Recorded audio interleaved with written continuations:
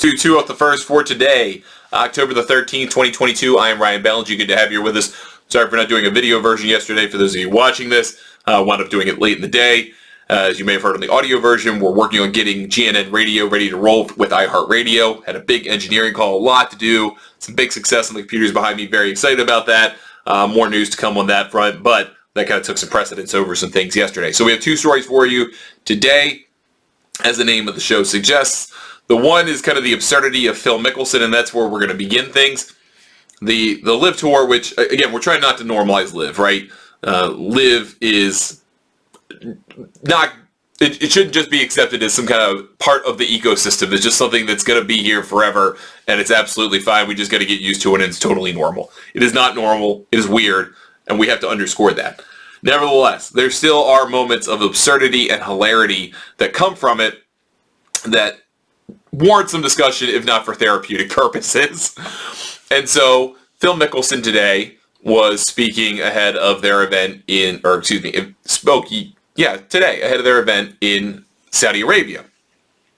And the event is their last individual event of this invitational series, and that the next event they'll have in a few more weeks at the end of October in Florida at Trump's Doral Resort will be a team championship. So the last individual event. And Mickelson's asked by whoever's asking these questions. I mean, who knows who was credentialed to appear in Saudi Arabia and cover the LIV event. But he was asked a whole bunch of different kinds of questions about the season and about his experience with LIV and running the team aspect as the captain of his team. I believe it's called the High Flyers. They're one of the worst teams in the standings that they have.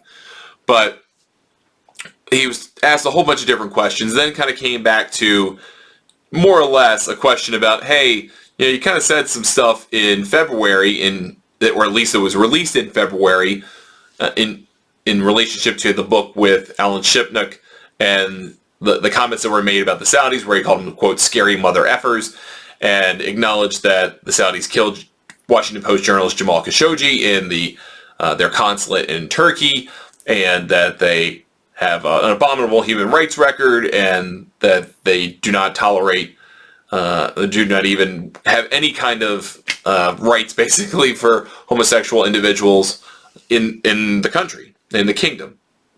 Said all of those things, and there's kind of been some dispute from Mickelson about the nature of how or why that stuff was said, but was asked about those comments and kind of how it relates to his experience with LIV. And Mickelson essentially said, I've had a great experience with LIV. I've had nothing but pleasant experiences in the people that I've worked with for LIV. It's been great, basically. And then he said, well, really, he prefaced the entire thing by saying that he never, quote, never did an interview, end quote, with Alan Shipnuck. And kind of wanted to underscore that. But that's a game of semantics, right? That is not true. He spoke to Alan Shipnuck. What Phil contends, rightly or wrongly, we weren't the people in the room, right? But rightly or wrongly, contends that he did not give an interview on the record to Alan Shipnuck for his book, which the book is really an unauthorized biography of Mickelson's career. And Alan went to all kinds of different sources to get stories about Phil, not just about as it relates to LIV. That's frankly a very small piece of the book. It's worth reading. But as it relates to his entire career, his amateur days, his early professional career, his marriage to Amy, his relationship with his children, his relationship with his peers, with Tiger, with all this stuff. Very, very well sourced. Alan is a very well sourced journalist. And Alan said that Phil, knowing the stuff that was going to be in the book or getting a sense of what was coming in the book, particularly about LIV, wanted to speak to Alan or speak to him about what he was plotting or what he was thinking about at the time, because this wasn't all a done deal, at least for so many of the other people who have signed on since. May have been for Mickelson, but wasn't at this point really much public knowledge about what was going on. And the conversation obviously included some of these linchpin things that got Mickelson in trouble and lost him his sponsorships, got him suspended from the PGA Tour, created a whole lot of public backlash. He apologized for those things, by the way, in February, not too long after all of it came out, after he kind of went on radio silence for a while. So you can't really say you never did an interview, quote unquote, and then have the public knowledge out there that you have apologized for the things that were said that you apparently never did an interview for.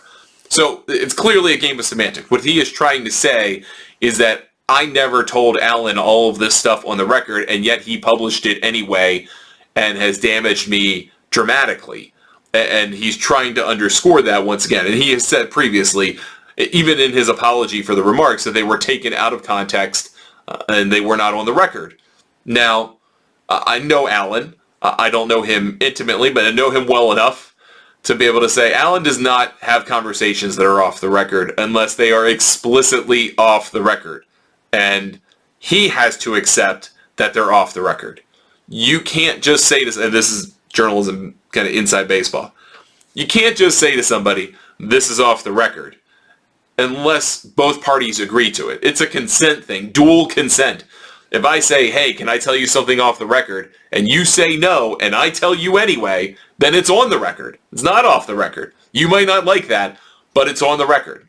And if I say, hey, I'm going to just keep this in my pocket and it's off the record, and you don't agree, then you can talk about that conversation to anybody else. Even if you're the one telling the information, you can tell people. And that could be a damning thing as well, right? You could have a conversation about some really privileged, secret, important information. I'm starting to think about Maggie Haberman here. Have that information in pocket and then release that you had that conversation. And then you can turn to the person who has that knowledge and go, why didn't you tell anybody? You should have told us about that. And that's kind of what Maggie Haberman is now going through in her book related to Donald Trump. You knew all of this stuff. Why didn't you tell the public? You just saved it up for a book to make money. So different ways of looking at that kind of, hey, you're doing this for the money from a book perspective. But Phil is trying to play, again, a game of semantics to say, yes, all of this stuff came out, and what I said is what I said, but I didn't say it in an interview. It's almost like trying to say my dog ate my homework kind of thing. And it doesn't really work if you think about that often, or you're aware of these types of things, of going off the record, or what's on the record and what's not, and dual acknowledgement of those things, and all of that stuff. If you're not aware of that, then what Mickelson said, never did an interview, is the exact quote. That's going to lead to those people who are Phil Mickelson backers or supporters getting upset and going after Alan Shipnuck online. And they're going to email him nasty things and threaten him and do some pretty gross stuff. And they're going to do that not knowing what Phil actually meant.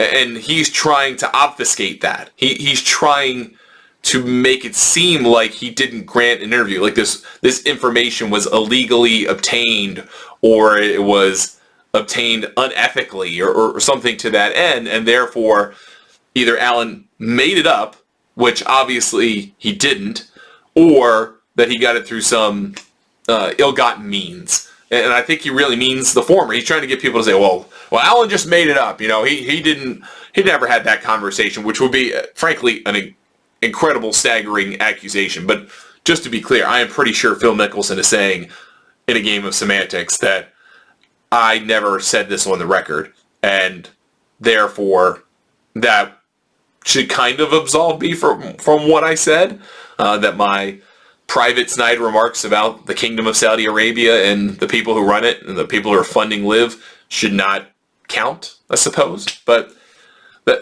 I think that's a scary game to play. And it's a long game to play, right? You're trying to rewrite history to a degree and say, oh, I got. You know, I didn't really mean that, and you just caught me in a bad moment kind of deal, or unsuspecting moment, or what have you. But all that to say, it's still pretty crappy what Phil said. And on top of it, he said it after getting a henna tattoo on his left hand of his personal logo. So he talked about that actually in this stand-up interview. I thought it was hilarious that he had something that looked like an 8-bit Donkey Kong kind of character, a henna tattoo on his left hand. And at first you're saying this absurd stuff about Alan and giving the interview or whatever, and then you look at his hand and you're like, did he go to a carny carnival last night and got like stamped to come in or something, or go to a rave, and then you zoom in, you're like, oh shoot, that's a henna tattoo on that guy's hand. And he explained it a little bit and laughed. He said he must have gone out last night, I guess. I don't know where you go out in Saudi Arabia, but he went out somewhere in Saudi Arabia with his high flyers, and they were doing henna tattoos, so he decided to get one. Naturally, of course, it is of something about himself. But at least it wasn't, on his lower back, and at least it was a henna tattoo, so I guess it'll go away. But it will be kind of funny that he has that for the next several days, clearly visible, because he is a left-handed player, so he wears his glove on his right hand. So for the next several days, you're going to see him wear a glove on the right hand and have his henna tattoo on his left hand. If you do watch Live Golf, even for a second, you're going to find that kind of funny, I think. And there will have to be some explanation given for that. Like, what's that on his hand? Why is that there? And that will be the explanation. But so there, on one hand, something really funny happening, and on the other hand, something very disconcerting happening all at the same time. And that's pretty much the world in which we live these days. Summed up into one very fine point, I suppose. Okay, so we had the first round of the Zozo Championship in the books last night. If you stayed up late on the East Coast to watch it, it went on at 11 p.m. Eastern. I watched about an hour of it before I went to bed. Just couldn't make it, man. I can't make it as long into the night as I used to. Get near 40, it's really hard to get past midnight anymore unless I'm watching something absolutely compelling. And nothing against the Zozo Championship, but playing in gross weather conditions with wetsuits on, rain gear on, and all that stuff, it just, no thank you. It was hard to kind of really appreciate. Was cool, though, to have Shane Bacon calling the action, actually in Japan. I don't know how exactly that works. This is a little bit of a different production for Golf Channel than your standard United States production. So when the PGA Tour is not in the United States, there can be a production that's done outside of kind of the normal means. Sometimes that happens with the Canadian Open, for example. I mean, more often than not these days, I think that it's North America is kind of where the production cutoff is geographically. But you have this event in Japan that really isn't the standard PGA Tour production. You don't have all the same usual announcers. You have a couple of folks who are based in kind of ANZ who do events for the Asian Tour, the Ladies European Tour, different tours like that. So you have a couple of them on the broadcast, but you have Bacon as the anchor for the event, and he'll do it throughout the week. And his main color commentary guy is Sam Saunders, Arnold Palmer's grandson, which I think that's kind of interesting. I've never heard him do commentary before. Maybe he has, and I've just totally missed him. That's completely possible. But he did a pretty good job. It was kind of interesting, but almost too quiet. And I feel like there, especially with a personality like Shane's, where he makes a lot of kind of side remarks and stuff that's very subtle, you got to have a guy that can kind of roll with the punches like that. I don't know if the chemistry is there or not. Of course, they've only done one round and 3 hours of broadcasting together, 4 hours of broadcasting. But it was kind of interesting to see that. And they had Perksy out there calling the stuff on the golf course, and I thought that was kind of interesting as well. So very, very interesting event for this week. Obviously, having the PGA Tour in Japan, the American audience really not being aware of it. The first time that they did this in 2019, it was a big draw because Tiger Woods was in the field and he won. And it got to be a bigger deal over the course of 4 days when it was evident Tiger had a chance. And then in 2020, they played it here in the United States, and Sherwood and Xander Schauffele won. And then they moved it back to Japan last year, and Hideki won, which was huge. Great for golf in that country, great for Hideki, and really just kind of capped off an incredible year for him in winning the Masters. Now you've got the tournament back. Obviously not so great weather, so the crowds were iffy at best. And the leaderboard is interesting, but not necessarily radically compelling at this point. So Brendan Steele shot 664 to take the first round lead. And then behind that you had Adam Schenk at 565. You had a couple of players in at 66. Keegan Bradley and Matthew Neesmith. And Sam Ryder had a good finish in Vegas. And then you had some more recognizable names kind of just behind that. Xander Schauffele, Mito Pereira at 3 under. Kyle Colin Morikawa, Sun J.M., Hideki Matsuyama, all guys at +1. Cameron Young, belief shot, even par. So some of the bigger names a little bit further back on the leaderboard. And with the poor conditions, you really never know how that's going to quite work out. So it could all even itself out. The weather is supposed to get better over the course of the next 3 days. Supposed to kind of be around that 70 to 75 range. No rain, or at least not much chance of rain. Overcast skies. So on a relatively soft golf course after day one, with relatively benign weather the rest of the way, we probably will see some really good scoring coming into the final three, or going into the final 3 days. I would imagine you're probably going to see a winning score still in that 17, 18, 19 under par range. But come to think of it, we kind of had lousy weather at this tournament last year. And as I kind of mentioned in I think one of the other shows this week that we did here on 2 Off the First, the interest in golf is kind of depressed right now. It just doesn't seem to kind of have the same pull of it. I think for a couple of different reasons. I mean, we're getting near the World Cup in soccer. Football is raging on the college scene and on the NFL, even with a horrible Thursday night game tonight between the Commanders and the Bears. If you subject yourself to that, and I will because I'm a sicko, you are out of your mind. God bless you for watching that tonight, if you do decide to do that on Amazon Prime.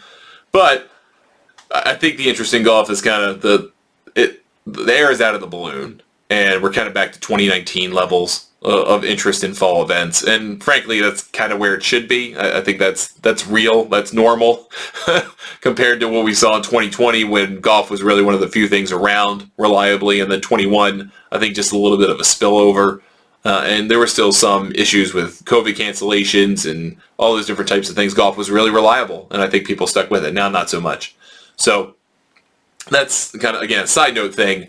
But the leaderboard should get a little bit more compelling tonight as coverage starts. Again, it's 11 p.m. Eastern, so if you're out west in the United States, you're actually getting primetime golf. That's not a bad deal. You guys don't usually get that. Everything is typically set up, at least in the United States, around the majors for primetime golf for the East Coast, not primetime golf for the West Coast, so that you actually get that legitimate primetime situation. It's pretty cool for you. I hope you get to enjoy it, and appreciate if you're interested in watching it this week. And then the Andalusia Masters, first round's wrapping up over in Spain as we speak at Valderrama. Minwoo Lee, who played great last week, and I want to talk about him very briefly, is kind of the thing that we wrap up here for Thursday results, is our second story today. He's tied for the lead, at least in the clubhouse, 4 players in the clubhouse at this point at 5 under par 65. I thought one really interesting thing from Minwoo in the pre-tournament quotes as I was getting ready for our newsletter this week, which is The Break, and you can sign up at golfnewsnet.com if you like to subscribe to it. We do it twice a week. But as I was kind of looking up a little bit of a tournament preview, Minwoo was talking about what it was like last week to try to compete against Jon Rahm and win the Spanish Open, win the Open de España, which obviously Rahm won for the 3rd time, and we talked about that, but we didn't talk about Minwoo.